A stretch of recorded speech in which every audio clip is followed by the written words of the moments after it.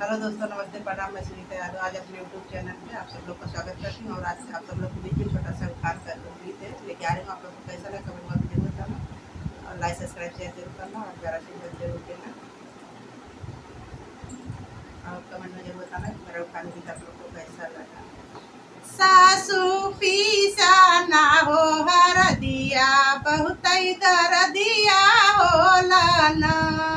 सासू पीसा ना हो हर दिया बहुत दर्दिया होला ना। हो बहुत दर्दिया होला ना।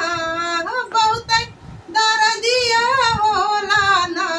हो सासू पीसा ना हो हर दिया बहुत दर्दिया होला ना।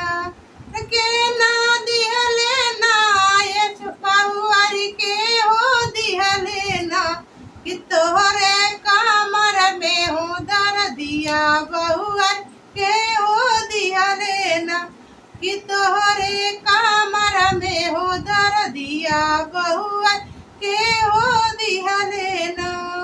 तोहरा बेटा दिहले ना ये सासु तोहर बेटा दिहले ना कि हमारे कामर में हो दर्दिया तोहरा बेटा दिहले ना कि हमारा कामर में हो दर्दिया तोहरा बेटा दिहले ना। जेठनी पीसा ना हो हर दिया बहुत दर्दिया होला ना। हो जेठनी पीसा ना हो हर दिया बहुत दर्दिया होला ना। हो बहुत दर्दिया होला ना। हो बहुत दर्दिया होला ना। हो जेठनी पीसा ना हो हर दिया बहुत दर्दिया होला ना। हो छोटी के न दिहले ना ये छोटी के हो दिहले ना कि तोरे कामर में हो दर्दिया छोटी के हो दिहले ना। तोरा देवर दिहले ना ये जेठनी तोहर देवर दिहले ना कि हमारे कामर में हो दर्दिया तोरा देवर दिहले ना।